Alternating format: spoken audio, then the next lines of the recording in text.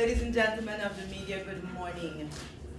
Welcome to another press conference hosted by the People's National Congress Reform. Today with me, we have Central Executive Committee member, Mr. Aubrey Norton, and to my extreme left, National Chairman of the Guyana Youth and Student Movement, Mr. Ryan Belgrave. Today's press statement will be read by Mr. Norton. Thank you. The People's National Congress Reform welcomes the decision of the Honorable Chief Justice, Madam Roxanne George Wilshire, that the house-to-house registration is legal. This decision is in keeping with the Caribbean Court of Justice ruling that it is not within the court's remit to identify a date for elections.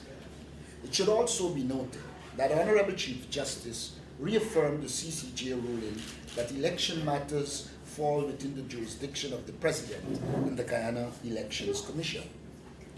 It seems logical, therefore, that GYSM has the authority to compile a new register of registrants in keeping with the law. The PPP attempts, therefore, to suggest that the house-to-house registration is useless is just another ploy. The people of Guyana, therefore, will pay no attention to yet another attempt by the PPP to mislead the people of Guyana. The house-to-house registration is a legal process which permits the people of Guyana to register. It will ensure that there is a new credible list that will result in credible elections. In this regard, the PNCR wishes to urge all Guyanese to operate within the confines of the law by registering. We wish especially to urge the youth of Guyana to register. It is the youth of Guyana, among others, who are benefiting from the decisions of the Granger-led APNU plus AFC government. The PNCR is proud of the APNU plus AFC Granger-led coalition accomplishment, especially the policies and programs geared towards the development of Guyana's youth population. The drafting of a national youth policy, the launch of the Guyana Youth Corps, the training of youth generally, the creation of employment for youth, the training and financing of young people in small businesses, the ending of extrajudicial killing of our youth, the increase of scholarship for youths, the measures taken to improve the public education system, and the measures to reduce illiteracy and innumeracy have all resulted in hope among the youth of Guyana. A mere 4 years ago, the youth was hopeless. They lived in fear of the police even if they were law-abiding. The school dropout rate was very high. The illiteracy and numeracy rate was extremely high. There was little or no training available to them. Under the PPP, Guyana youth were forced into enjoying the crumbs that fell from the table of the drug lords. Serious crime was the order of the day. People committed crimes while the Guyana police force lacked the capacity to bring criminals to justice, and our youth were living in a country in which the rich and powerful, aligned to the criminal state, did as they pleased, making Guyana a lawless and dangerous place. Our youth existed in a state of hopelessness. The APNU plus AFC Granger-led coalition government designed policies, programs, and projects that have restored hope. Guyana is now a state in which the development of youth is guided by a youth policy, which places focus on the education and training of young people for employment and for business. Thousands of young people have been employed and continue to benefit from the Youth Innovation Project in the form of startup financing and financial literacy and small business management training. More than 1,000 young people have been able to start their own businesses. The APNU-AFC government continues to invest heavily in the education sector since, and as President Granger stated, and I quote, young people will succeed only if the performance of the public education system is improved, unquote. We have seen marked improvement of students at the CXC and generally throughout the education system. For the many youths who drop out of school or fail to obtain the required number of subjects to work or pursue higher education, there has been the establishment of free night school by the APNU-led APNU plus AFC government. The PNCR wants to assure all Guyanese, especially our youths, when the APNU plus AFC returns to power, the night schools will be increased across the country to ensure all youths have access to a second chance at obtaining the education they need to enjoy the good life. The APNU plus AFC recognizes that not all youths are academically inclined and that there is need for other forms of training. It is to this end that the Guyana Youth Corps was launched. And as President Granger said again, and I quote, to help those students who fail or who leave the formal education system but are unprepared or under-equipped for the world of work. Programs such as the Patient Care Program provide employment for young people with a sound education background. It also enables these young people to enter the health sector and develop themselves into professional healthcare workers. The government has and will continue to develop programs to give school dropouts a second chance. The PNCR is convinced that this is one way we can develop the youths who had no hope under the People's Progressive Party. The APNU AFC recognizes that our youth is a human resource to develop. We are aware that there is need to rectify the youth leadership deficit that existed under the previous government. The government therefore trained thousands of young people in leadership and provided them with the tools they need to work among their peers and place their communities on the course to sustainable development. Many youths are now placed in both appointed and elected positions in our society. Should we recognize that one of the significant things that the APNU plus AFC did for youth is to take action to reduce crime and make Guyana a safer place to live.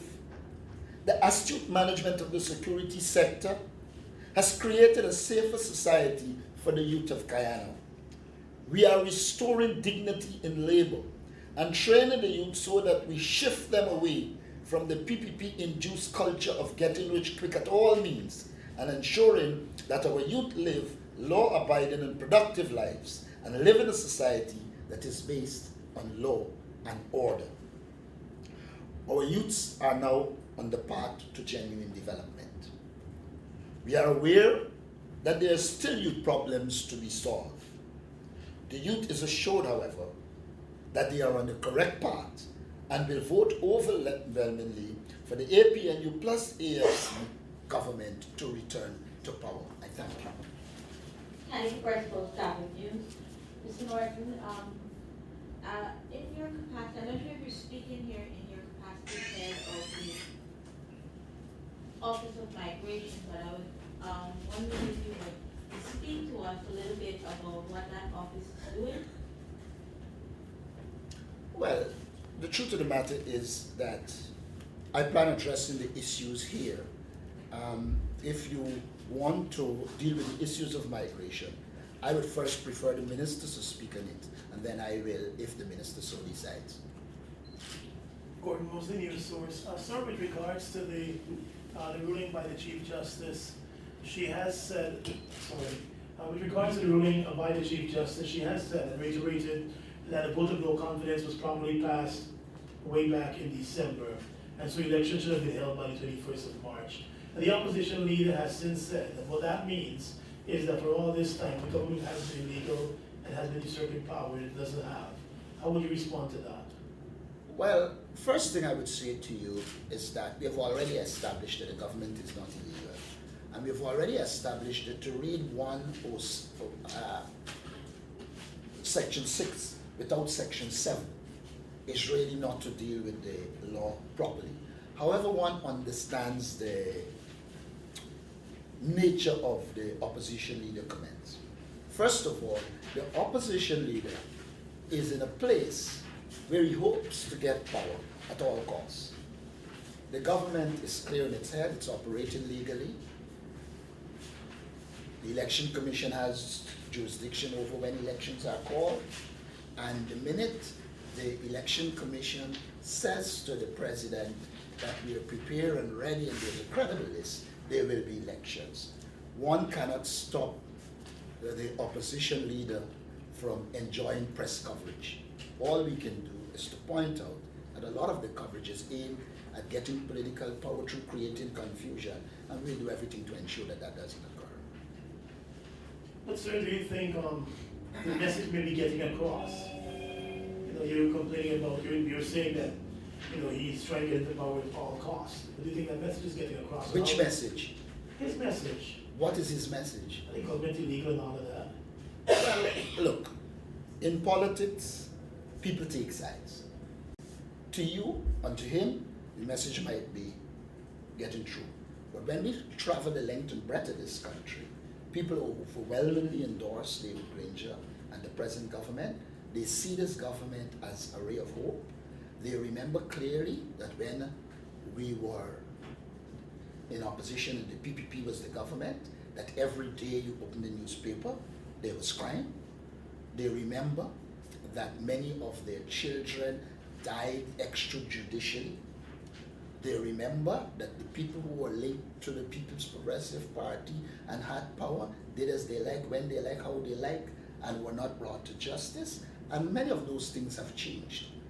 The Guyanese people will drive Guyana, walk Guyana, and see that we have restored drainage and irrigation. We have reduced flooding considerably. And so I think the message that is getting over is that this government has delivered on many of its promises, and that Guyana is on the right path, and that they are seeing development. I was in a particular village the other day, and people were commenting on the quality of roads that are much better than what was delivered to them. I don't know what message is getting over and to whom. What I do know is that we have, as a government, we have served Guyana well, we have restored decency, we have restored integrity. Guyana is on the right path, and we'll continue on that path. And finally from me, sir, the party, the PNC reform, we have seen two members walking away from the party, Dave Thandi and Dave Thandi Jr. It's not often that you see a party in power losing members to the other side. So how would you respond to that? What do you think the party needs to do to hold on to its membership? Listen to me. You might say they're a party out of power, but they're a party with a lot of illegal wealth at their disposal. There was a party that was linked to a criminal state in which they access drug resources, backtracking resources. So while they might not be government, they have filthy lucre that they can share out and give out and cause the weak, cause the vacillating to move. So to us, it's not a surprise. One young lady who was PNC walk and boast across the country that the PPP bought a car for she, a house for his sister, and they are comfortable with that. The problem with that is that it doesn't address the problems of the wider society. What we are seeking to do as a government is to address people concerned across the board and ensure they get a good life. If two people opt for a good life because of immediate self-gratification, then we can't do anything about that. What I can say to you, however, is that two might have left. We don't advertise how many came, including from the PPP, but many have. Maybe because one from the newsroom. You mentioned that more than 1,000 young people have been able to start their own businesses. How did you arrive at this number? We arrived at it from the data, from training. If you go to the Guyana Marketing Corporation, you will see a number of products by young people. And if you travel the length and breadth of this country, you will see young people producing, marketing things, and other institutions can provide you the information like small business, etc. But the evidence across the country is that young people are in business. Some of them you don't want to identify, but on the contrary, there are at least, I can name it like 4 or 5 offhand. But you know, once you identify them, the PP goes after them, and then they get in market, etc. So, but there are a lot of them across the country. In Linden, which was neglected by the People's Progressive Party over the years, there are many people, young people, who are involved in business. I can also say this to you. More than 70 young people have been trained in apiculture and have established honey business and are now making local products from honey and its byproducts. So the evidence across the country exists. And mind you, I didn't deal with the indigenous communities where many young people set up IT business and a number of other businesses. And if you go and check on the Youth Innovation Project, you will see the resources that were allocated and where the young people are. And very important to note, we didn't identify an ethnic group. We serve all Guyanese. One of the successes and hallmark of this government is that it has served all Guyanese, regardless of ethnicity, region, whether the PPP or the APNU want it or not, they enjoy the services because we're hoping to make a better life for all Guyanese. There being no more questions, ladies and gentlemen, we thank you for coverage of today's press conference, and we look forward to further engagements. Have a good day.